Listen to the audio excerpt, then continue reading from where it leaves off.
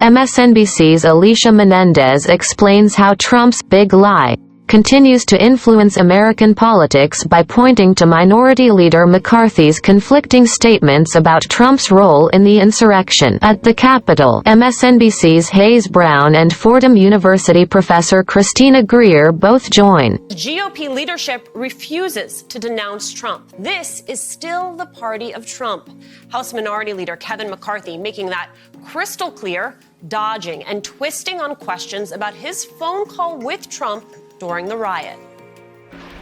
I was the first person to contact him when the riots was going on. He didn't see it. What he ended the call was telling me he'll put something out to make sure to stop this. And that's what he did. He put a video out later. Quite a lot later. And it was a pretty weak video. But I'm asking you specifically, did he say to you, I guess some people are more concerned about the election than you are? No, listen, my conversations with the president are my conversations with the president. I engaged in the idea of making sure we could stop what was going on inside the Capitol at that moment in time, and the president said he would help. That is an altogether different tune from Leader McCarthy, like not even a track on the same album. Here's what he said in the wake of the January 6th Capitol riots. Would you personally reach out to the president for more support? I've already talked to the president. I called him.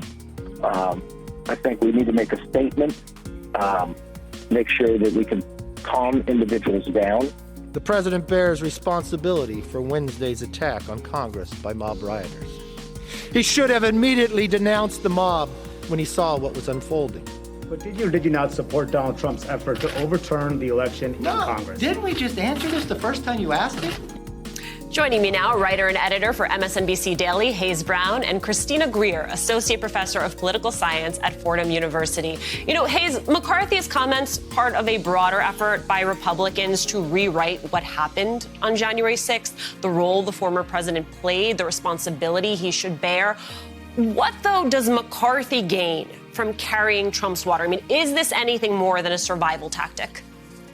No, he gets to keep the speakership. I mean, or eventually he hopes to become Speaker of the House someday if Republicans take back the House of Representatives. That's what he's hoping for. He hopes to not lose his job as minority leader by essentially following. He is following the trend. At no point has he really led the Republicans. He has always been about being the person that they can push around the most and get the least pushback from.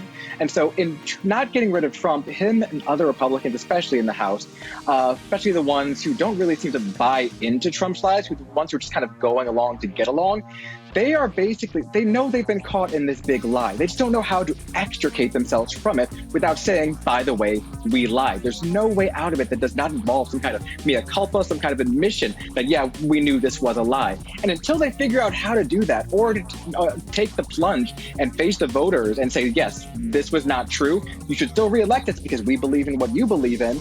Until that happens, they are going to keep pushing this lie until they find a way out of this. Dr. Greer, I spoke with Arizona Congressman Ruben Gallego about what is happening in his state. Take a listen. This is a way for the Republicans to stage an issue so that way they could pass more voter suppression laws. This audit's a sham. Why would you hire anyone named cyber ninjas? And two, we actually aren't even clear who's totally paying for this. Dr. Greer, connect the dots for us between what we're seeing in Arizona, the perpetuation of the big lie, the voter suppression bills we've seen across the country, including in Arizona, the anti-protest bills, and then what we are hearing from McCarthy and from others. So here's the deal. You know, so many Republicans are still running scared because they don't know what Donald Trump plans to do in 2024. And they also know that, you know, he still has quite a powerful bully pulpit with primary voters within the party. And so there are a few things happening. One, as Hayes said, you know, they're just going to perpetuate a lie. But so many of their supporters actually don't care that they're perpetuating a lie. And they don't mind that they, you know, say one thing in the morning, another thing in the afternoon, and something totally different in the evening. The issue is this. Republicans need/want to regain control of the House and or the Senate in 2022, but definitely 2024. But the electoral math for the presidency for them, if we still have the Electoral College moving forward, just doesn't look good for Republicans. So they know that the only way they can win is to cheat. We know that we had organizations like Fair Fight that were actually legally helping people of all stripes register to vote. And Republicans know that they don't have a winning strategy. They're behind on climate change. They're behind on immigration. They're behind on education. They're behind on any policy issue.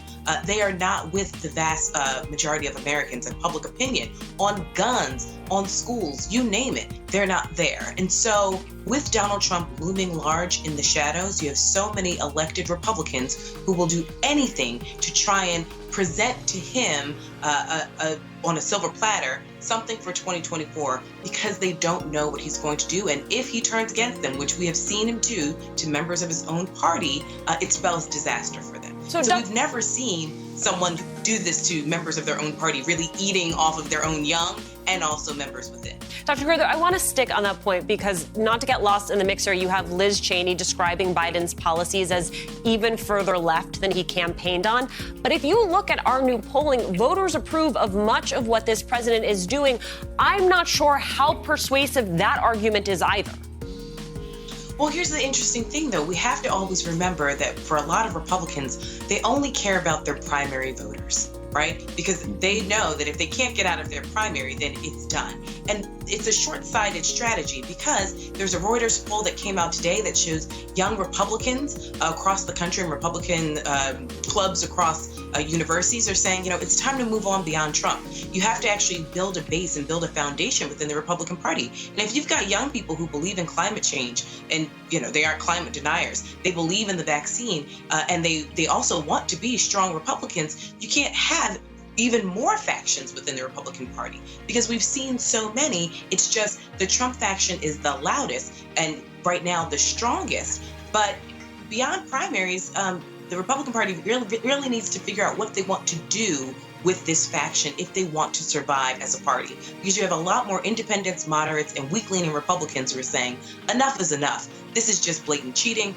Where's the former president? He's not really saying or doing anything. The country actually was really divided under him racially and otherwise. So why don't we actually think about what Joe Biden is doing without this blind loyalty to Donald Trump and his version of the Republican Party? Hayes, the fact that you have McCarthy changing his story about what transpired on January 6th, beyond the politics of it, I also think it begs a question about the need for a commission to study what happened on January 6th, so that there is a historical and agreed upon record of what happened. Yeah, absolutely. That's been something that Speaker Pelosi has been pushing for since January 6th, basically. But what we're seeing is pushback from Republicans who know that the findings will probably not be in their benefit. They know that a full cataloging of the lead up to and the day of the attack will not make them look good. It will not play well politically. It will not be, no one wants to be blamed in the 9/11 Commission report, which is basically what we're trying to recreate here.